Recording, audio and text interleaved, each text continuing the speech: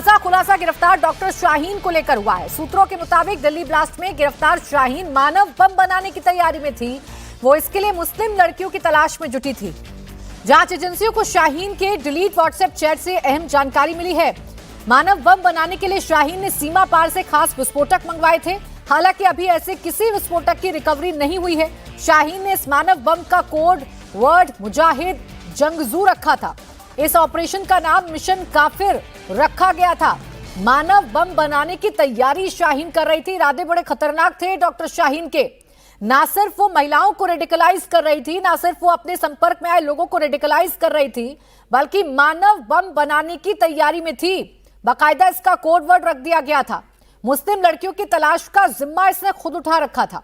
शाहीन को लेकर जो बड़ा खुलासा हुआ है वो ये कि स्पेशल 26 पर काम कर रही थी शाहीन। यूपी एटीएस की रडार पर शाहीन की बी टीम में 5-5 लोगों की 5 टीमें बनानी थी। हर टीम में 5 डॉक्टर्स को रखना था। सोर्सेज ये बता रहे हैं हर टीम के लीडर को एचओडी का जो कोड है वो रखा गया था। सहारनपुर में आदिल शाहीन का एचओडी था। तो स्पेशल 26 की जो टीम है वो बनाई जानी थी और इसके लिए बाकायदा शाहीन काम कर रही थी। लोगों की हायरिंग की जा रही थी, एचओडी बनाए जाने थे। प्लान ये था कि 5-5 लोगों की 5 टीम बनाई जाए।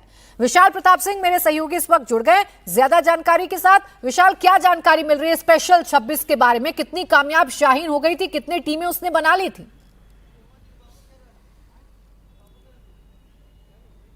देखिए प्राची, जैसे जैसे यूपी एटीएस का, दिल्ली पुलिस के स्पेशल सेल का, एनआईए का और तमाम एजेंसीज का इन्वेस्टिगेशन आगे बढ़ रहा है, चौंकाने वाले खुलासे सामने आ रहे हैं कि किस तरीके से वाइट कॉलर टेररिज्म का ये पूरा खेप जो थी वो हिंदुस्तान के अलग अलग जिलों में काम कर रही थी, अलग अलग प्रांतों में काम कर रही थी और किस तरीके से डॉक्टर शाहीन मानव बम की खोज में लगातार लगी हुई थी और वो ये कोशिश कर रही थी कि पुरानी उन इलाकों में जाया जाए जहाँ पर दबी कुचली मुस्लिम लड़कियाँ, दुखियारी मुस्लिम लड़कियाँ या फिर यूं कहा जाए कि इकोनॉमिक तरीके से मुस्लिम लड़कियों को न सिर्फ अपने गिरोह में शामिल किया जा सके बल्कि उनको ट्रेनिंग दी जा सके हापुड़ सहारनपुर के उन ट्रेनिंग सेंटर्स में जिसको दरअसल वो बनाना चाह रही थी और जिसकी आड़ में वे पूरी आतंकी गतिविधियों को अंजाम देना चाह रही थी। बाकायदा कॉर्पोरेट स्टाइल में एचओडीज का नाम दिया गया था और ये एचओडी कोई और नहीं थे बल्कि लखनऊ से गिरफ्तार उसका भाई डॉक्टर परवेज लखनऊ का एचओडी था। सहारनपुर से गिरफ्तार डॉक्टर आदिल सहारनपुर का एचओडी था, जबकि कानपुर से गिरफ्तार डॉक्टर आरिफ को कानपुर का एचओडी का नाम दिया गया था। तो ये सब बातें अपने आप में साबित कर देती हैं कि किस तरीके से पूरा मामला आगे बढ़ रहा था और जैसे जैसे यूपी एटीएस, स्पेशल सेल और एनआईए इस मामले की इन्वेस्टिगेशन को आगे बढ़ा रही हैं, पैन इंडिया आगे बढ़ा रही हैं, इस तरीके की चौंकाने वाली जानकारियां सामने आ रही है कि डॉक्टर शाहीन अपने मंसूबों को अमली जामा पहनाने के लिए सीमा पार से किस तरीके से बाकायदा संदेश प्राप्त कर रही थी और उसको एग्जीक्यूट करने के लिए लखनऊ, सहारनपुर, इसके अलावा फरीदाबाद, गुड़गांव, इन सारे इलाकों में जाकर के अपनी पूरी खेप तैयार कर रही थी। तो इसी को आधार बना करके एजेंसीज आगे का इन्वेस्टिगेशन कर रही हैं और एजेंसीज को उम्मीद है कि जैसे जैसे इस मामले का इन्वेस्टिगेशन बढ़ता जाएगा इसी तरीके की चौंकाने वाली जानकारियां सामने आती जाएंगी। ठीक है विशाल, दो बातें हैं। एक तो जो इकोनॉमिकल वीकर सेक्शन है महिलाओं का, उसे टारगेट करने की कोशिश थी, महिलाओं रेडिकलाइज करने की कोशिश थी और जो सफेद पोश डॉक्टर्स हैं उन्हें अपनी टीम में शामिल करने की कोशिश थी। अभी कितने और डॉक्टर्स हैं जो यूपी एटीएस की रडार पर हैं जिनकी जांच के बाद कई बड़े खुलासे हो सकते हैं?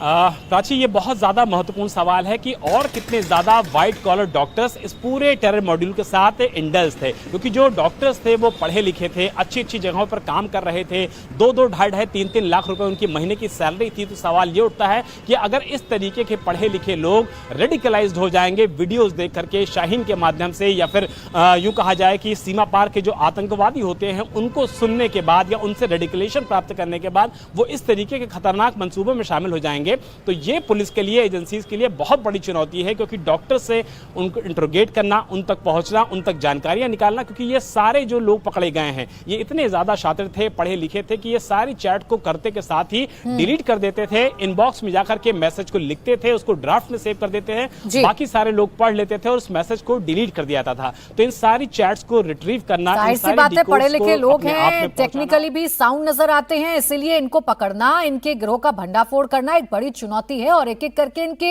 हर एक कनेक्शन तक पहुंचने की कोशिश की भी जा रही है। शुक्रिया आपका तमाम जानकारी के लिए विशाल। तो दिल्ली ब्लास्ट से ठीक पहले फरीदाबाद में करीब 3000 किलो विस्फोटक बरामद हुए थे और ये विस्फोटक डॉक्टर मुजम्मिल की निशानदेही पर मिले थे।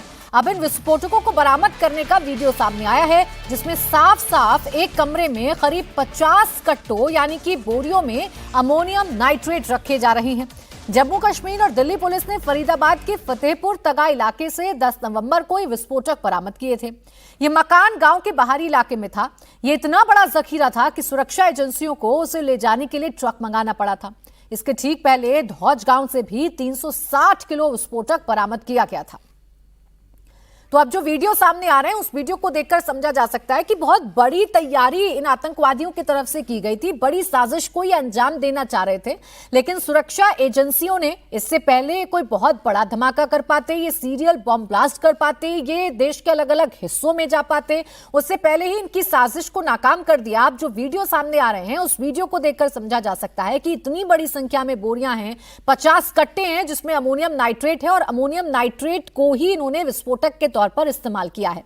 फतेहाबाद तागा गांव के जिस कमरे से करीब 2600 किलो अमोनियम नाइट्रेट मिला है उस कमरे का जायजा हमारे संवाददाता अभय पाराशर ने लिया। देखिए, आतंकी डॉक्टर मुजम्मिल ने जिस कमरे के अंदर ये पूरा का पूरा विस्फोटक छिपा कर रखा था उसकी वीडियो निकलकर सामने आई है और इस वक्त इंडिया टीवी की टीम उसी टागा गांव के अंदर मौजूद है जहां पर मुजम्मिल ने एक मौलाना का घर किराए पर लिया हुआ था। यही गांव की वो तस्वीरें इस वीडियो के अंदर आप देख रहे हैं, जहां पर जब जांच एजेंसियों को यह पता लगा कि इसी तागा गांव के अंदर, जो कि अल-फलाह यूनिवर्सिटी से मात्र 1.5 से 2 किलोमीटर पड़ता है और दौज इलाके से, वहां पर जब ये पता लगा जांच एजेंसियों को कि ये घर है, सबसे पहले आप घर देख लीजिए, ये एक मौलाना का घर है और इसी घर को किराए पर लिया हुआ था डॉक्टर मुजम्मिल ने।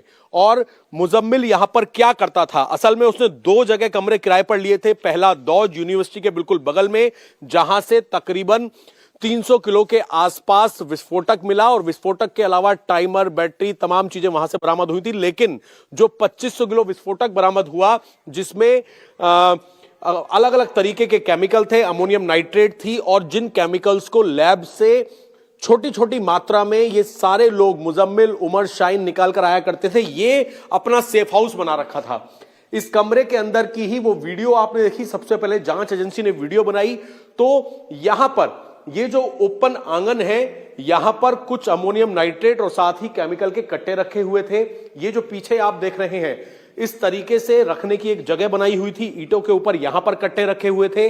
और सबसे ज्यादा जो इन केमिकल्स की, विस्फोटक की मौजूदगी थी वो इस कमरे में थी। अगर आप देखेंगे ये कमरा, जिस कमरे की तस्वीरें हम आपको पहले भी दिखा चुके हैं, इस कमरे को जांच एजेंसी खोलती है और खोलने के बाद इस कमरे के अंदर फिलहाल यहां पर आप देखेंगे तो इस तरीके से भूसा मौजूद है। भूसे की एक परत जो है वो भी लगा रखी थी और यहां पर एक के ऊपर एक इस तरफ कट्टे रखे हुए थे अमोनियम नाइट्रेट के, इतनी हाइट तक, जहां तक मेरा हाथ है यहां तक लाइन से कट्टे रखे हुए थे इस पूरे कमरे के अंदर। यहां पर ये जो हिस्सा आप देख रहे हैं कोने का, यहां पर कुछ बाल्टियां रखी हुई थी और बाल्टियों के साथ ही अमोनियम नाइट्रेट और इसके अलावा कुछ अलग अलग कट्टे। अब मुजम्मिल को लेकर एक और बड़ा खुलासा हुआ है। जांच एजेंसियों को इसके सबूत मिले हैं कि आतंकी मुजम्मिल को पाकिस्तान में बैठे जैश के कमांडर ने बम बनाने के 40 से ज्यादा वीडियो भेजे थे। जिस जैश कमांडर ने वीडियो भेजे थे उसकी भी पहचान हो गई है। इसका नाम हंजुला है। हंजुला और मुजम्मिल की मुलाकात जम्मू कश्मीर के मौलवी इरफान ने करवाई थी। ये वही मौलवी है जिसका नाम पोस्टर लगाने के बाद सामने आया था। इस पोस्टर में हंजुला भाई का नाम भी सामने आया था। तो अब जैश का जो हैंडलर मुजम्मिल से बात कर रहा था या मुजम्मिल को ऑर्डर दे रहा था, उसका नाम भी सामने आ गया है। और इसकी मुलाकात जम्मू कश्मीर में एक मौलवी ने डॉक्टर मुजम्मिल से करवाई थी और उसी के बाद ये पूरी प्लानिंग रची गई। अमोनियम नाइट्रेट बड़ी संख्या में इकट्ठा किया गया, इसे हरियाणा के फरीदाबाद लाया गया और बड़ी ही प्लानिंग के तहत एक कमरा लेकर ये 50 कट्टों में अमोनियम नाइट्रेट भरकर रखा गया। हालांकि एक पोस्टर लगा और पोस्टर के बाद इनका पूरा जो नेक्सस है वो सुरक्षा एजेंसियों की निगाहों में आ गया और एक के बाद एक गिरफ्तारियां होने लगी और एक के बाद एक ये पता चलने लगा कि सफेदपोश डॉक्टर कितनी बड़ी साजिश रच रहे थे।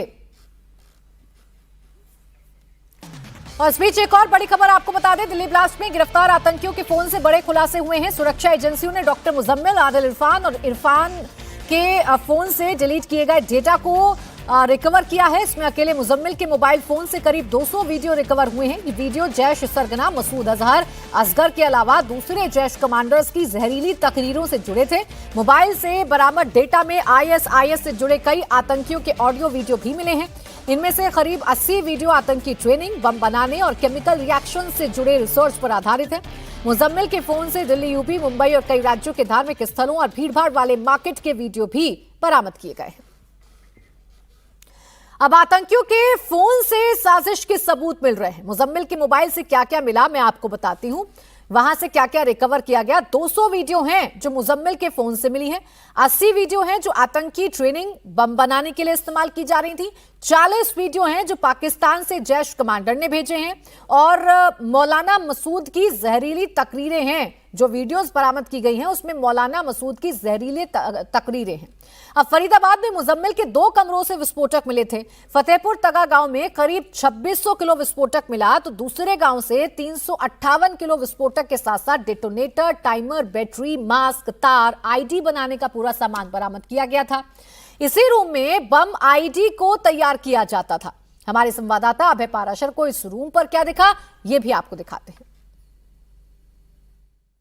फरीदाबाद की फतेहपुर दागा गांव के अलावा जहां पर 2500 किलो विस्फोटक मिला, इसके साथ ही कई तरह का फर्टिलाइजर मिला, यानी कि बम बनाने का खुला सामान कट्टों में जहां से बरामद किया गया। उसके अलावा डॉक्टर मुजम्मिल यानी कि आतंकी मॉड्यूल का जो सबसे सरगना था, जो कि इन तमाम केमिकल्स को इकट्ठा कर रहा था, उसके दूसरे सेफ हाउस पर इस वक्त इंडिया टीवी की टीम मौजूद है। इस वक्त हम जिस जगह मौजूद हैं, ये कमरा नंबर 15 जो हम आपको तस्वीरें दिखा रहे हैं, ये दौज का इलाका है, यूनिवर्सिटी से बिल्कुल लगा हुआ इलाका, और एक बहुत बड़ी ये बिल्डिंग है जिसके अंदर अलग अलग कमरे जो हैं यहाँ पर रेंट पर दिए हुए हैं। 30-35 कमरे हैं जिनको रेंट पर दिया जाता था। नीचे जो है यहाँ पर सीमेंट और इस तरीके का जो सामान है घर बनाने का, उनकी यहाँ पर दुकानें हैं। और फिलहाल ये जो कमरा नंबर 15 आप देख रहे हैं, जिसमें फिलहाल ताला लगा दिया है, असल में 8 तारीख को जम्मू कश्मीर पुलिस की टीम दोबारा पहुंची फरीदाबाद पुलिस के पास, और उन्होंने बताया कि मुजम्मिल से जो पूछताछ हुई है, ये मद्रासी का जो मकान है, इसके कमरा नंबर 15 में जब रेड मारी गई मुजम्मिल की निशानदेही पर, तो इस कमरे से हम आपको बता दें कि 15 और 12 छोटे सूटकेस बरामद हुए, जिसमें 358 किलो विस्फोटक सामग्री बरामद हुई। जिसके बाद फिलहाल इस कमरे को पुलिस ने सीज कर दिया है, ताला लगा दिया है। कमरा नंबर 15 से 358 किलो विस्फोटक, जो कि तगा इलाके में जो मौजूद बरामद हुआ है विस्फोटक, उससे एक स्टेप आगे, यानी कि तैयार मात्रा में सूटकेस के अंदर पैक मिला था। और ये कमरा जो है सबसे अहम है, एनआईए भी इसकी जांच करेगी। इसमें न केवल 358 किलो विस्फोटक, बल्कि timer, battery, cutter, detonator, face mask, wig, wire, ID बनाने का जो तमाम सामान है वो यहां से बरामद किया गया।